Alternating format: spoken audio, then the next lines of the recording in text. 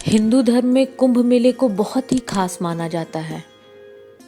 कुंभ की भव्यता और मान्यता का अंदाज़ा आप इसी बात से लगा सकते हैं कि कुंभ में स्नान करने के लिए लाखों करोड़ों श्रद्धालुओं की भीड़ जुटती है। कुंभ मेला दो शब्दों कुंभ और मेला से बना है। कुंभ का अर्थ है अमृत से भरा हुआ कलश, जिसे देवताओं और दानवों द्वारा समुद्र मंथन के दौरान प्राप्त किया गया था। मेले का अर्थ है सभा या मिलन, जिसमें श्रद्धालु बड़ी संख्या में जुटते हैं।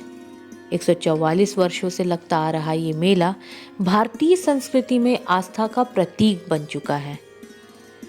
कुंभ मेले का आरंभ कब हुआ, इसका सटीक प्रमाण तो नहीं है, लेकिन इस महोत्सव का सबसे प्राचीन वर्णन 7वीं शताब्दी में सम्राट हर्षवर्धन के काल का मिलता है, जिसका उल्लेख चीनी तीर्थयात्री ह्वेनसांग ने किया है। ह्वेनसांग ने अपने यात्रा विवरण में प्रयागराज के इस महोत्सव का उल्लेख किया है, जिसमें उन्होंने संगम पर स्नान का उल्लेख कर इसे पवित्र हिंदू तीर्थस्थल कहा था। कहते हैं कुंभ मेले की कहानी समुद्र मंथन से जुड़ी है। जब एक बार इंद्र देवता ने महर्षि दुर्वासा को रास्ते में भेंट होने पर प्रणाम किया तो दुर्वासा जी ने प्रसन्न होकर उन्हें अपनी माला दी, किंतु इंद्र ने उस माला का आदर न कर अपने एरावत हाथी के मस्तक पर डाल दिया। इस पर दुर्वासा जी कुपित होकर इंद्र को श्रीविहीन होने का श्राप दिया। इस घटना के बाद इंद्र घबराए हुए ब्रह्मा जी के पास गए। ब्रह्मा जी ने इंद्र को लेकर भगवान विष्णु के पास गए और उनसे इंद्र की रक्षा करने की प्रार्थना की। भगवान ने कहा कि इस समय असुरों का आतंक है, अतः आप उनसे संधि कर लें और देवता और असुर दोनों मिलकर समुद्र मंथन कर अमृत निकालें। पृथ्वी के उत्तर भाग से हिमालय के समीप देवता और दानवों ने समुद्र का मंथन किया।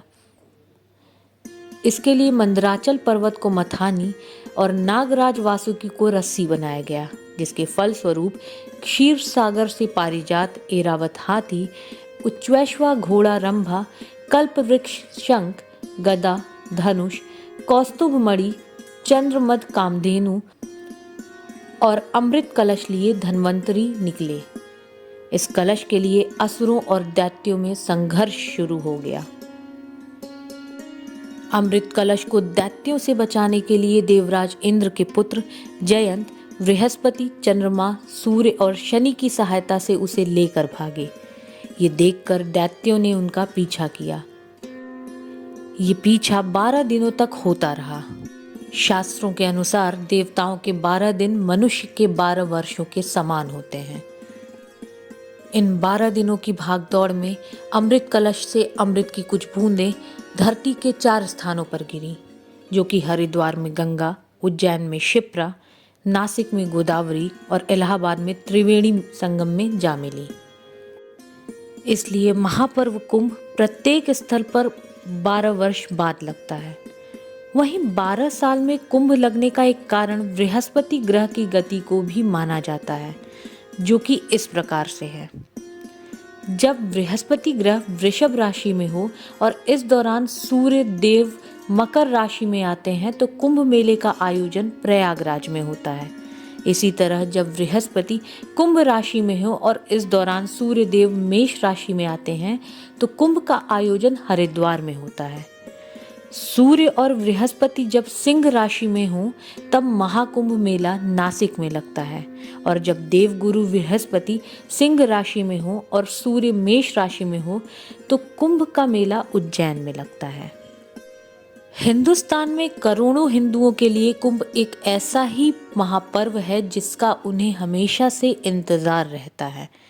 मेले में आने वाले श्रद्धालुओं में ऐसी आस्था है कि कुंभ के दौरान पवित्र नदी में डुबकी लगाते ही बुरे कर्मों से छुटकारा मिल जाता है।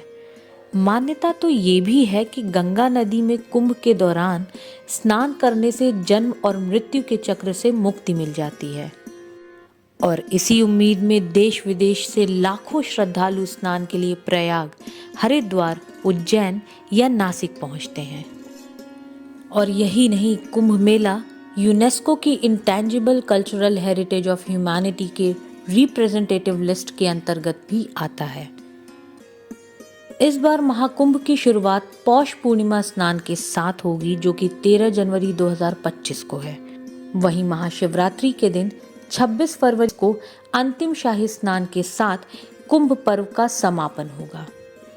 तो आज की कहानी यहीं तक। फिर मिलते हैं आपसे एक नए टॉपिक के साथ हमारे नेक्स्ट वीडियो में। तब तक के लिए जय हिंद।